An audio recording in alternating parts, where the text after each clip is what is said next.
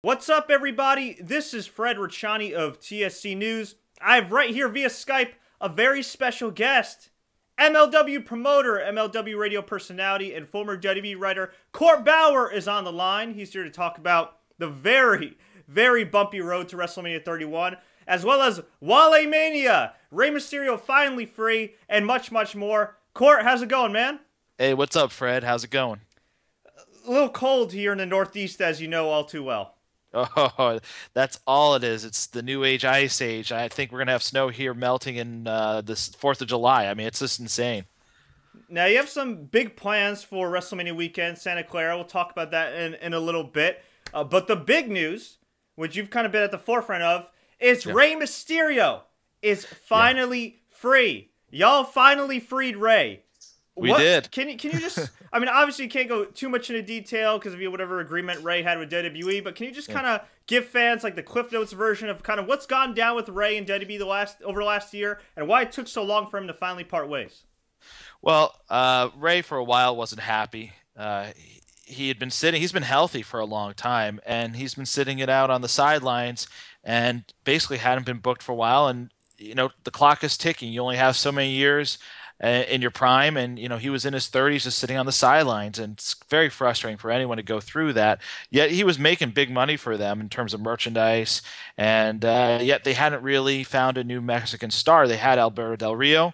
They squandered that opportunity with what went down last summer, and now Rey worked out an arrangement with WWE to leave the company, and that was something that worked for a little bit of time, but he's very happy now. He had an incredible week down in Mexico last week, and it was surreal for him to go back to Mexico City after 18 years of being away from AAA, to go back there, be welcomed with open arms, like a hero's welcome. Alberto Del Rio, Mysticis, the former Sin Cara, former Mystico, all there to do media with him. And I think he's got an incredible future in terms of projects and stuff. Beyond wrestling, we're looking to do some really cool stuff that we'll actually start dropping some of those bombs probably at the live session we do with him out in Santa Clara at Walemania. So that's going to be a big thing. In fact, possibly his first film project we'll probably be talking about at that event. Very cool. And I think a lot of people don't realize just how big of a star Rey Mysterio is outside of the United States, outside of North America, in Mexico and everything, right. With the Latino community. And the guy was in quite a few commercials, even when he wasn't really used by WWE in recent years. So I think his prospects, and as you say, definitely look very good. How's he holding up health-wise as far as his knees go? I was recently at his house, and he ran up the stairs faster than I could have run up the stairs. I mean, he's very nimble, is the best way to put it. For a guy, he did this stem cell injection, very experimental, and ever since doing that, he's felt like $1,000,000. I think with anyone like Rey, where you've put on, you started wrestling at 14, so he's put on a lot of years on the road doing a very dynamic, high impact style that can affect your knees and stuff. So you want to be very careful and selective with where you wrestle and how often you wrestle, but also who you wrestle. And so that's part of the game plan moving forward, is to make sure there's a lot of sensitivity to those things just to preserve his knees. He's feeling great though. This might be a stupid question, but why the hell did WWE choose to not do anything with him even before they had this contract impasse? I mean, at least to me, from an outsider's perspective, I always felt like they kind of underappreciated the guy, despite the fact that he drew money and helped them expand in the Hispanic market. He absolutely did draw money for them. They absolutely didn't understand how he fit into their equation, because fundamentally Vince McMahon gravitates towards bigger guys. He always has since his early days taking over the WWF. He's always liked his top stars to be of a bigger, larger-than-life presentation. Rey is larger than life, but he just happens to be very small physically in terms of his size. So I was there, part of the process of WrestleMania 22 when he first was the idea was presented to introduce him as the world champion in a three-way with Kurt Angle, with Randy Orton, and Vince just wasn't really fundamentally cool with that kind of a concept. Philosophically, he was just on a different page, and it took a lot of work to get him to at least be open to the concept. And then, looking back, I even wonder if it was the right thing for Rey's career, because it was almost like Vince wanted to prove us wrong, and every week he'd take our ideas, use about a quarter of them, and then flip it, and where Rey gets devastated and physically ragdolled throughout his match. So yes, he was world champion, but it was such a poor presentation of a world champion that I think it did more harm than good in that run. And I think there are aspects of that philosophically that continue to linger for Vince in terms of how he presented Rey Mysterio after that fact. But you can't ignore the numbers in terms of what he did, not just in terms of merchandise. He sold a lot of merchandise. He also performed incredibly well in the ratings, not just Hispanics, not just kids, but you look at just across the spectrum. It doesn't matter what your ethnicity is, what your age is. He was really loved by, and is loved by, 6-year-olds, 14-year-olds, 22-year-olds, 32-year-olds, 42-year-olds, 52-year-olds. So it's like John Cena doesn't enjoy that broad of appeal. He has a very extreme fan base that skews young and female when it comes to the adult demo. But Rey was able to cross all boundaries, and that's very special. That's very unique, and he's had staying power. So he's also a generational guy that started, you could say if you were in Mexico, you started watching him in 1989 when he was 14 and maybe playing hooky from middle school or high school. But really, most people found him in the 90s, maybe during ECW or AAA when Worlds Collide. And then, of course, the Monday Night Wars, and then the next wave with WWE. So he's had so many waves of popularity and exposure in North America, worldwide, that you have multiple generations that are able to watch it. A father can watch Rey Mysterio with his son, and the father may have started watching Rey when he was, 19, 20. But Rey just turned 40, I believe. So it's like very young, all things considered. Absolutely. And another interesting stat, and I don't have the numbers in front of me, but I've been told this by multiple people leading up to this interview because they knew I was going to ask you about Rey. And from what I understand, even though WWE kind of was pissed off at Rey for not wrestling much because of injuries and everything, in the last decade or so, he's actually wrestled more matches than Triple H and Undertaker. So, right. I don't know, double standard there? Right. That's a really interesting point. That's a great stat. And Undertaker is a special attraction, and I believe Rey is a special attraction. He's the biggest small man, or however WWE presented him. And if a guy is, you have to protect him and make him special. And I'd submit to you look at the last 12 matches he's had in WWE, they're very forgettable because of how they presented him. In fact, you look at the Royal Rumble of 2014, and they presented him in the most shocking way. Number 30, filling in for Daniel Bryan. I mean, my God. Right. Yeah. I mean, going into that, you had Rey Mysterio and Dave Bautista, two very hot guys. Dave Bautista, the Raw before Royal Rumble, was on fire. He was returning home with a hero's welcome again. And the way they booked that Rumble, and they denied you Daniel Bryan, you booed whoever they were going to put out there. You could put out anyone, and they would have booed him. And that was an indictment of the creative, not rejection of the talent, rejection of the creative, the booking. And but that just tells you how short-sighted and they just kind of disregarded what they had there. And you don't have really a new wave of Latin talent that's ready to pop up. You can say maybe Kalisto will be that, but he's in NXT. He's part of a tag team, and they don't seem to be grooming him for that. He's not. Apparently, they're just not going there yet. So they lost their here and now in Alberto. They lost a legend in the making with Rey Mysterio, all within a 6-8 month period. That's a mass Mexican exodus that if I was at WWE, I'd be like, guys, we got to work double hard to find the next big thing. We have to send guys down to Mexico. We got to send them to Tijuana. We got to send them to Mexico City, all the border towns. We got to find the next guy. And they really haven't been able to do that. I don't know if they have the wherewithal to do that. I don't know who would scout that guy. Yeah, and I feel like just with WWE in general, even with the guys that they do, like, say, Roman Reigns, they're just not booking him very well. And I don't know if it's because Vince McMahon's out of touch. I don't know if he has the wrong people in his ear or what. But you look at Roman Reigns and how botched that push is, and he's clearly not ready. And look, WWE ain't going out of business tomorrow. They'll be fine, but it's still a bad look for the time being. And then when you talked about Rey Mysterio and how he's presented, and he wasn't really presented as a legend, I'll give you another example of a guy who they do actually like, Chris Jericho. I mean, the last couple of years, I mean, Chris Jericho's been marginalized to a guy that just, you know, same type as the Bray Wyatts and everything, 50-50 booking, has a bunch of forgettable feuds. I mean, I was rewatching WrestleMania 29 the other day on the network. I mean, he lost to Fandango. I mean, I feel like that's kind of where that like turning point was, and as far as his drawing power and his appeal. I don't know. I'm sorry. I was just going to ask you. I mean, I don't know how else I can word this. Is Vince McMahon out of touch? I don't know if it's.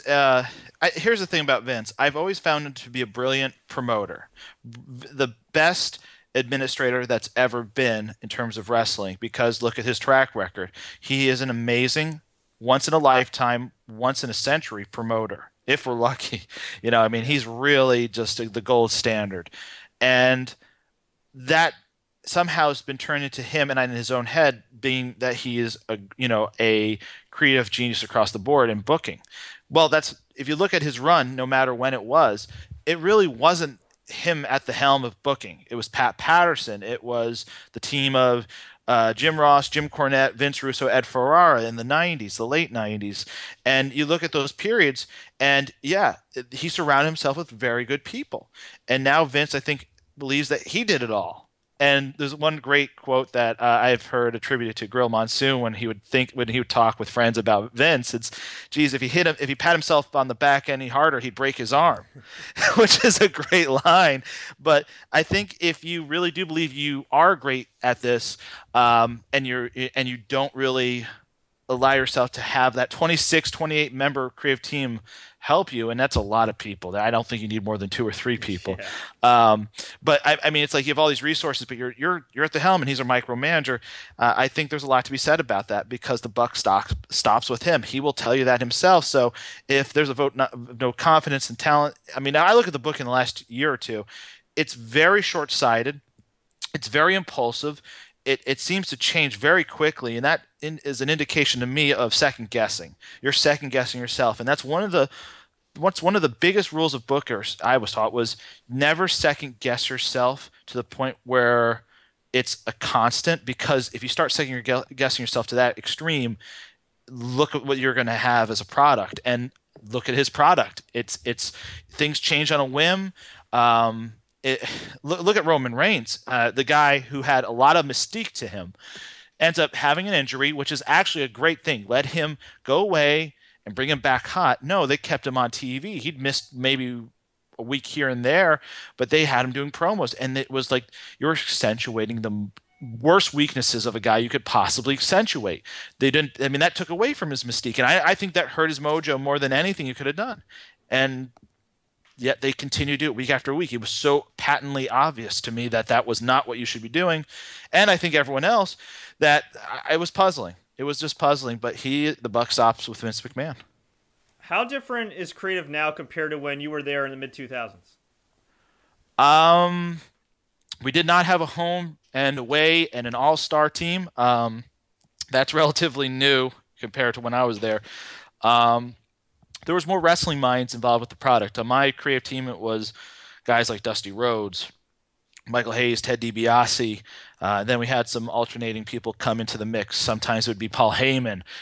So you had really vibrant wrestling minds across the spectrum, from Dusty Rhodes, who booked WCW, to Michael Hayes, who had a cup of coffee booking world class, but had been, part of Mid-South, world class, WCW, and Heyman, who booked ECW, and Ted DiBiase, who learned under the learning tree of Bill Watts. So you had a nice spectrum of different perspectives, all in the same age group, but very talented when it comes to a lot of experience and very well equipped to present creative. Now you don't really have that, and I think when you don't have wrestling logic discussed, considered within the creative process, that's a problem. And you can say, well, any fan can do that, or any writer can do that. Yes, but the little nuances, the things you pick up over 40, 30 years in the business, or just being in the wrestling ring, you can't discount that. You just can't. And that's something I think that it seems to be missing from the product today.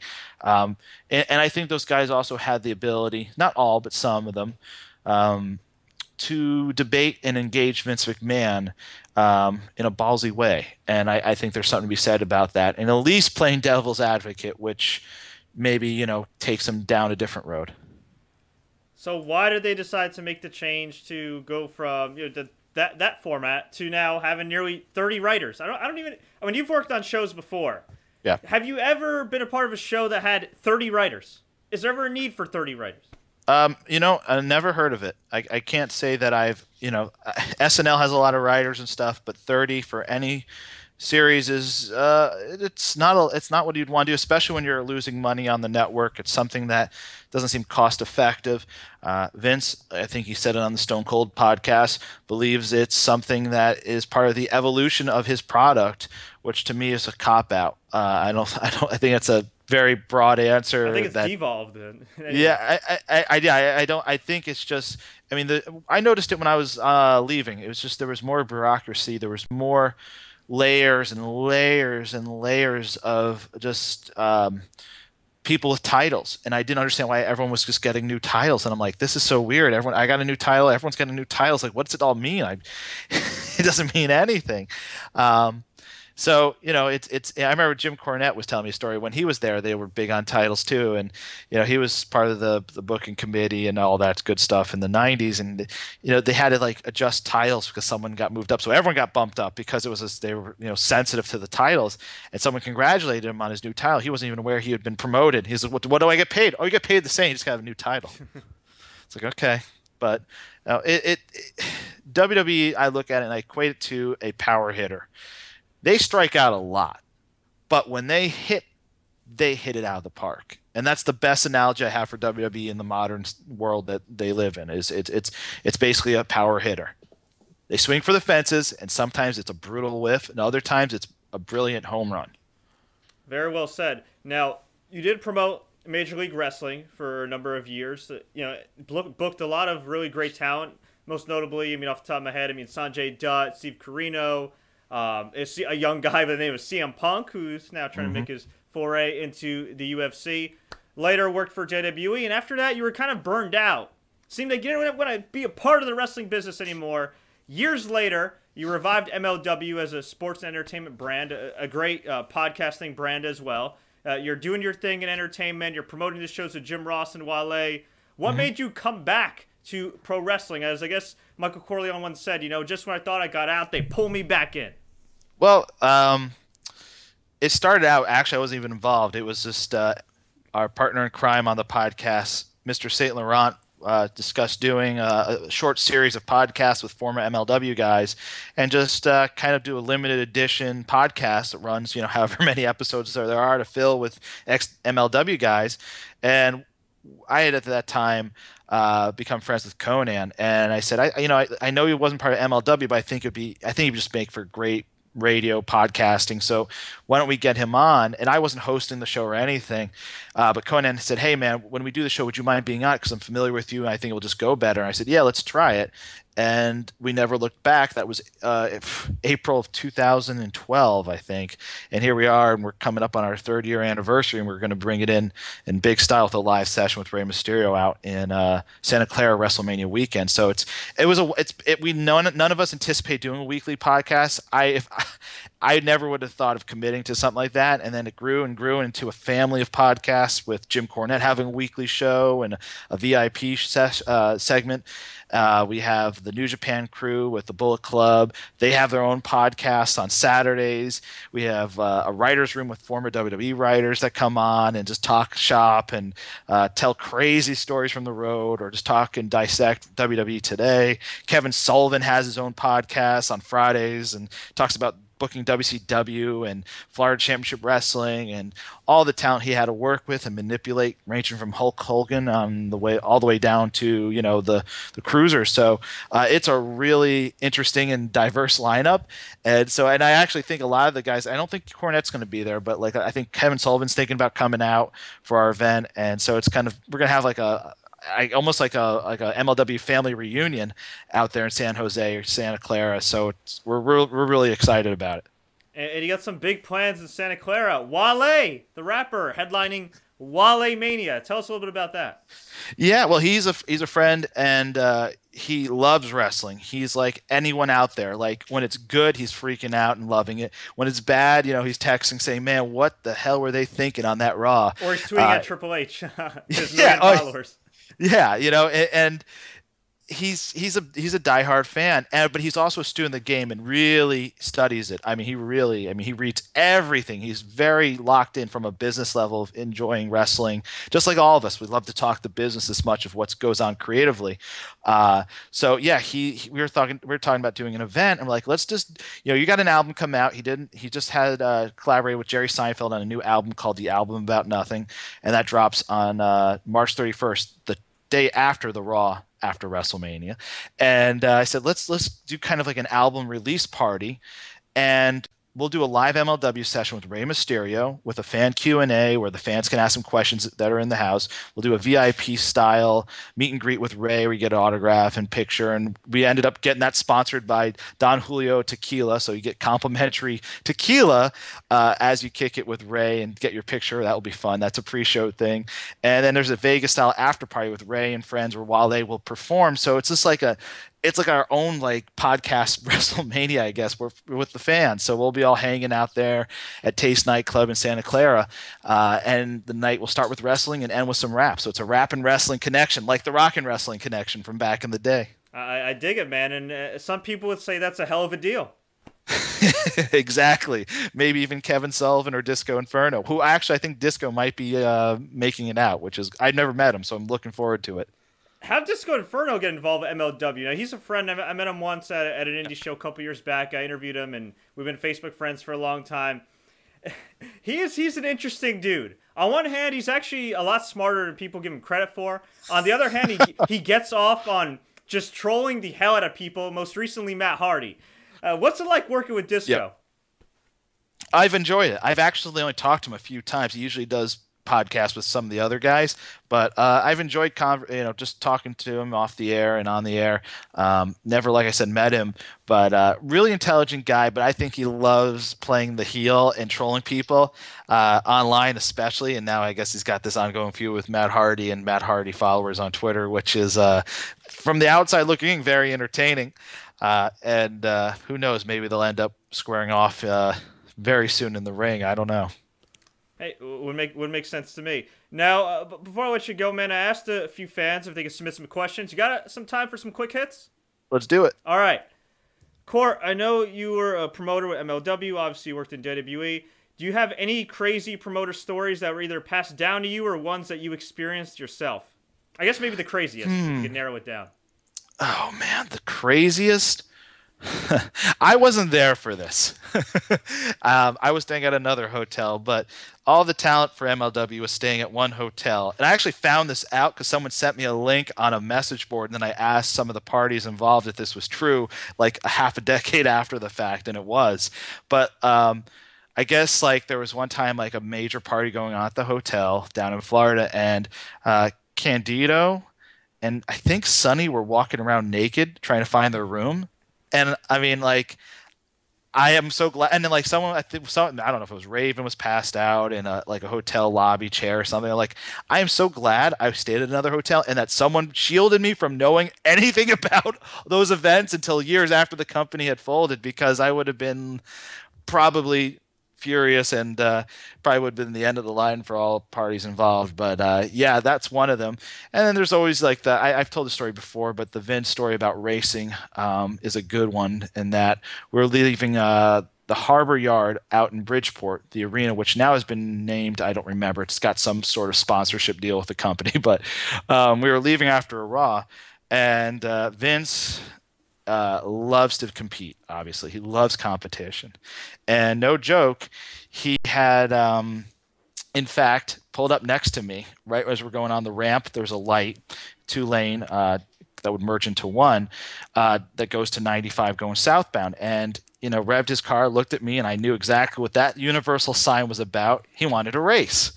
Now, he had a Bentley Sports Coupe, I had a Mercedes, and I was like, well, let's see what happens here. And so we get on the highway, we're gunning it, man. And I'm like, this is like one of those things, like, I know this is insane. I'd never have done this in my life before. We'll never do it again, but it's a story that I'll never forget. And we're racing, and they're doing like overnight construction on 95 right south of Bridgeport, seemingly forever at this point in time. And the left lane was closed, and I was in the left lane. And he wouldn't let me over. Oh, man. And he just looked at me and just gave me the finger. And I'm like, oh, fuck. And I had to slow down because I think that man would just been happy to see me just go right into the construction kaboom. But that's the aggressive nature of Vince McMahon, how competitive he is, but also fun. I mean, he was playing playful and all that stuff. But again, a once-in-a-lifetime guy. And you can say a lot of positive, a lot of negative about him. But he's kind of like what animation had in Walt Disney in the 40s and 50s. That's Vince McMahon in wrestling. I mean, this guy redefined something. He created a business that just didn't exist. It was a very antiquated business until he got into it and got into licensing, got into taking this thing nationally, then globally, and never looking back. And, creatively, you can say he really doesn't have that kind of skill set maybe, but I think for the most part, it's obvious for the most part what he's contributed versus what he lacks. It's amazing. And think of all the promoters there've been, how many have had longevity, let alone made the money he has. And I'm not saying that because I want a job or anything, because I never will go back there and have no interest, no appetite for it. But you've got to look at it straight up. He is a once-in-a-lifetime guy. Like Dana White is in a lot of ways, I believe, as an operator at UFC. Look at where MMA and UFC was before Zuffa got into the picture in 2004 or whatever it was. Totally different animal. And look at them where they've gone today on Fox. They're mainstream, essentially. There's a lot to be said about that. And so you have a once-in-a-lifetime guy, and I hope one day he writes a book. I don't think Vince can write a book because his long-term memory is atrocious. We once had a conversation when we were looking at doing something with Bret Hart about the Montreal Screwjob, and he could not remember how it went down. He was completely honest. He wasn't doing it to just play, like kayfabe us or anything. Like, he could legitimately, he was baffled. He could not remember. So of course, certain people took credit that had no clue what was going on. I told you what, how to do that finish, Vince. Remember? Some, Bruce Pritchard or someone would say, and like, dude, that's totally, in the end, I was like, I need to know. I had to go on my own quote unquote WWE investigation, like they do it nowadays, apparently a lot. Yeah. But I remember asking, it was like, Jerry Briscoe, who was an amazing collegiate wrestler and shooter in his own right, obviously I think had a hand in that. But yeah, I mean, again, Vince McMahon just on a different level than any other promoter. There's been a lot of pretenders to the throne, but it's been his throne more or less for the last 35 years. And you mentioned Dana White, and of course Dana White's right-hand man, or vice versa, is Lorenzo Fertitta, who I think is a brilliant businessman in his own right. And we actually got a number of questions regarding Vince's right-hand man, Kevin Dunn. Now, I'm not asking you to bury anybody or anything. I'm just asking for your honest opinion. Is Kevin Dunn as bad as people say he is? Or does he have his strengths and his weaknesses much like Vince? Listen, if you talk to someone that's worked for him, they will say he's the best because the morale there is fantastic. The TV studio, which is the division essentially in Stamford that he oversees, his castle in the kingdom, the culture there, people love it.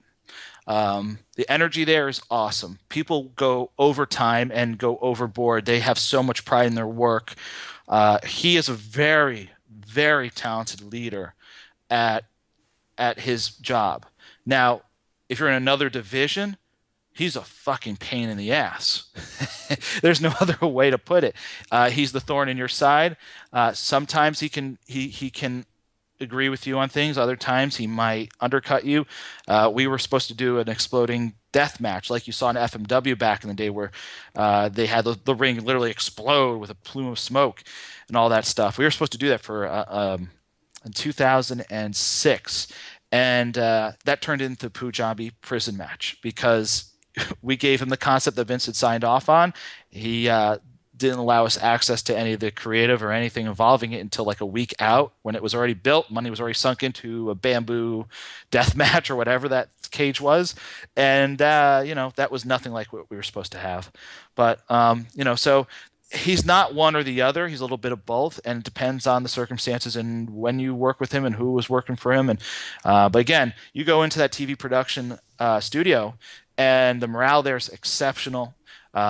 There's arcade games, so if you want to blow off steam, need 15 minutes to clear your head, you've been sitting in front of an editing bay all day, you go and play an arcade game, and it's an awesome, there's popcorn. It's a real fun TV environment, whereas corporate is very corporate. And I always felt the creative team should have been in that building because the energy is more akin to what you want out of a creative or writing room than the corporate end, where we literally had to lock the doors going in and out of the writing room. There was no windows. It was you were cut off from the outside world. In fact, if you looked up the creative division within WWE in their directory, we didn't exist because they were they wanted to keep it kayfabe to that level, which is so funny to me because the company was radically different in terms of their presentation of it being a work in the general public. So it was like all of a sudden we're like part of the NSA or something because of that. But it's just the company in general is a walking contradiction. It's just you have to accept that.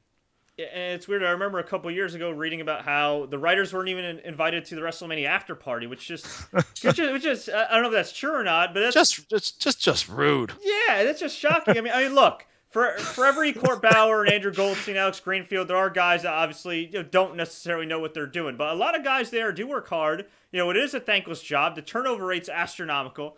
And they don't get invited to the WrestleMania after party? I mean, don't you think they should, be a little bit more welcoming to these writers? I mean, come on, man. They're always dealing with Vince McMahon and changing his mind. Just mind boggles me. Yeah, I mean, I don't know what started that. I have a feeling someone embarrassed themselves, like unbearably so, and they had to. There was just you had to do it. That's typically what happens. Did that happen, and that caused it? I guess, but it's. I was there. It was a different time. I don't know. It was a simpler time, I guess. It was a fucked up time, but I think they overthink things across the board at WWE, and that's one of the things they overthought.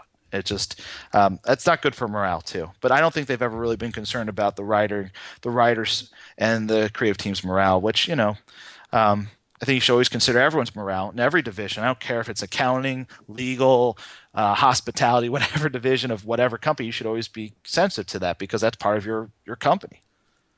Speaking of overthinking, just on a side note, I think they're definitely overthinking this whole Randy Orton Seth Rollins thing. I mean, my God, it was tailor-made. Just have him come back, kick ass. You do the match, you could have Jon Stewart in Randy Orton's corner, and instead he's doing this whole thing where he's trying to destroy the authority within. I mean, what is this trend of guys breaking up and then not really breaking up?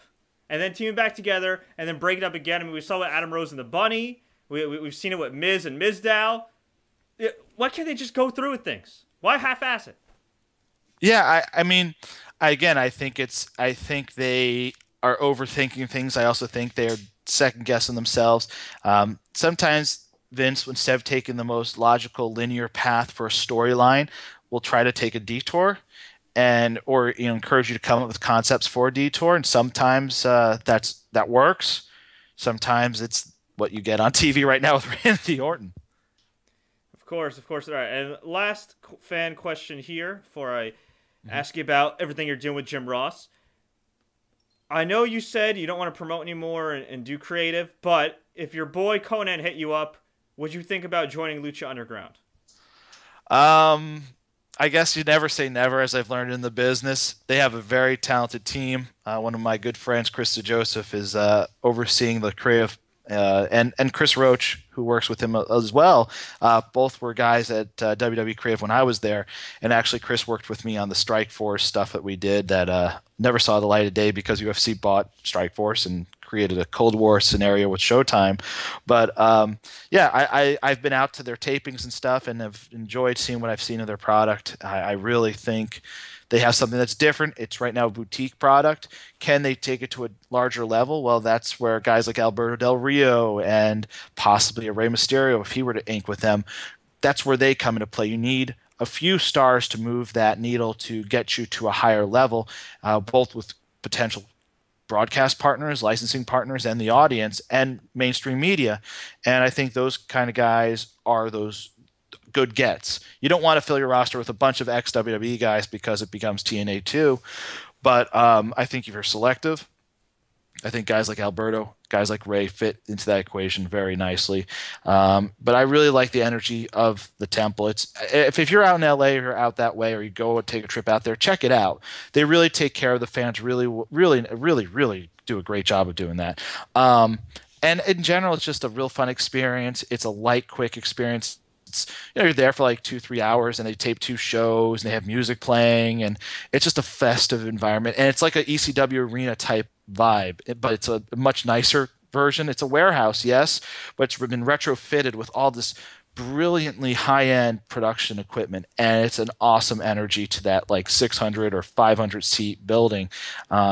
And I think there's a lot of magic that is yet to happen at that building. I think there's a lot of potential for the brand, for the league. I just really hope that they can get onto a larger platform, or that El Rey Network can expand into more homes, because that's what it's all about. And that's their glass ceiling now. They're handcuffed by that. So hopefully in the near future they can make moves to broaden their exposure. Even if they're on Apple TV, they're on Xbox, PlayStation, or they do something like the first season's available on Netflix, those kind of things can help a little bit. Now, are they game changers? No. The big one is getting probably a bigger partner in broadcasting, or El Rey being able to cut a deal where they're essentially in maybe 2 to 3 times the amount of households they're in right now, which they're trying. I mean, they're on Dish Network. They just started that. They're almost about 75. I think they average about 75,000 viewers. I'd love to see them go higher, and I think they can. I think they have that potential, but we'll see. It's a good time to be a wrestling fan, because there's so many options out there. You have New Japan on Access, you have Lucha Underground, you have TNA on Friday nights, you have WWE, you have NXT, and then if you go online, you can watch anything at any point. I watch AAA on YouTube.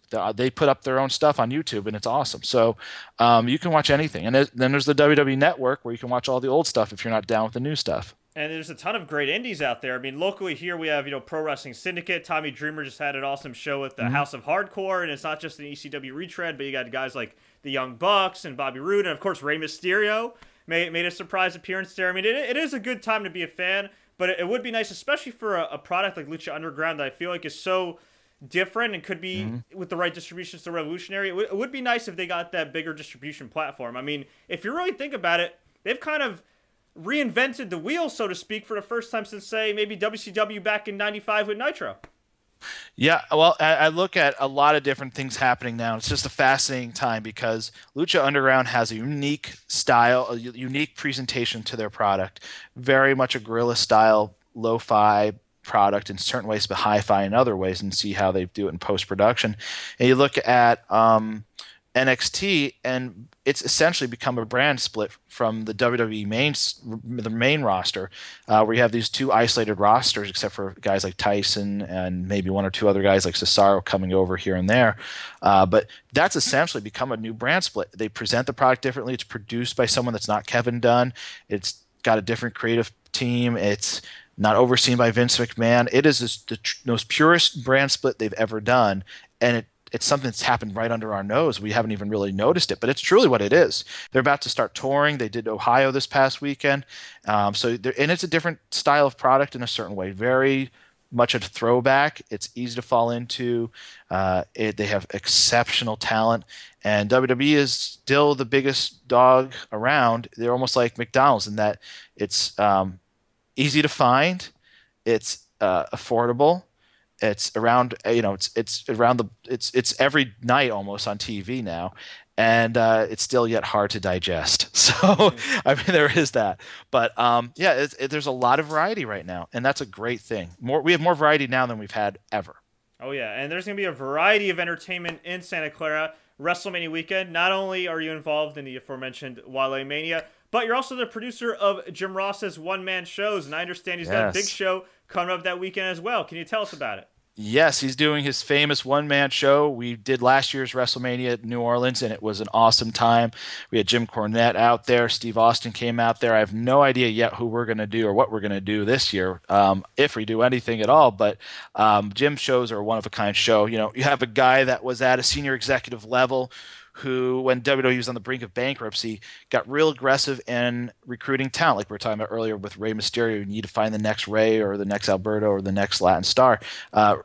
JR did that, 95, 96. He aggressively recruited. And over the next 5, 6 years, not just helped take WWE from the brink of bankruptcy, but set up their future, a future that we see today, this very day, with guys like Cena, Orton, Brock Lesnar, all guys he recruited, he helped bring along to the point where they became what they became. But you look back in his infancy, it was Stone Cold, or his infancy. You look back at 95, 96 when he started doing that, Stone Cold Steve Austin, Triple H, Dwayne Johnson, Mankind. Those guys were the basically the Mount Rushmore of the Attitude Era. And so, he is one of the architects for what would become WWE's ascension and rebound from, getting their ass kicked by WCW. And there's also the Mid-South years, and there's the WCW years. There's just so many years. 40 years in the business. There's an unbelievable amount of stories that he can share. And you were at the show in New Jersey recently. You can even speak to what the experience was like. It was a fun, very, on off the cuff experience, and then there's a fan Q&A as well. Yeah, I and I'm not just saying this because you're on the air and I'm having Jim next week, but my God, it was awesome. Great time. It was kind of a last minute thing. I had work and I got some time off. I was like, all right, let's go to the show. Called a buddy of mine, drove to Sayreville at the Starland Ballroom. It was just awesome. It was very intimate, personal, off the cuff, very funny. It ranged from hilarious to informative to downright inspirational, with him talking about how he overcame, his Bell's palsy attacks and getting fired by Vince McMahon. And the biggest thing, I'd say, if you're a fan, is just how personable Jim Ross was, not just on stage, but afterwards, taking photos of fans, talking to them, shaking hands, and of course the special guest, which at that time was X-Pac. I'm not sure who your special guest, if you're going to have one, is going to be in Santa Clara, but I'm sure it's going to be a lot of fun, tons of surprises. I cannot recommend it enough. It's a great experience. Yeah, it really is. It's a great experience, and it's a fun time. And there's stuff you'll learn about Jim you had no idea, and maybe it's too much information, but he really does an awesome job. And definitely check it out. That's Saturday, and we have it budgeted so the show starts at 1, it ends at 3, so you have plenty of time to get to the Hall of Fame later that day, and it's just down the road. So 2 can't miss situations right there. Oh yeah. Well, folks, I hope you enjoyed this interview. Court, I want to thank you so much for your time. If you want to find out more info about Court Bauer, everything going on that he's involved with, MLW, the big WrestleMania weekend festivities, visit MLW.com. You can follow him on Twitter at Court Bauer, at MLW. Of course, if you want to buy tickets to Walemania, check it out, see what it's all about. Walemania.com. Anywhere else, my man? That's it. Walemania.com, WALEMANIA.com, or MLWlive.com, or go to theticketgroup.com. Just search Rey Mysterio or Walemania or MLW Radio. And I'll see everyone out there. Santa Clara, Thursday night, March 26th. Starts with a pre-show meet and greet with Rey Mysterio, and then we go deep into the night, which will be amazing. I've already talked to a lot of guys, possibly some WWE guys unofficially stopping by. So it's going to be an amazing landing party for a WrestleMania weekend. Very cool, very cool. And just on a quick side note, not only is this March 9, 2015 that we're recording the anniversary of Notorious B.I.G.'s death, R.I.P., but it is John Pollock's birthday, your co-host on Bauer Pollock MLW. So happy birthday to John Pollock, who does a great job for MLW. Absolutely. I've already gotten 4 Facebook notifications telling me that it's his birthday today, so I don't know if he's like sending them out or spending money on Facebook so everyone knows it's his birthday, but I have to give him some shit on that when I see him next. Definitely, man. Well, Court, thank you so much for your time, brother. Appreciate it. Hey, anytime. Good talking to you, Fred. Thanks, man.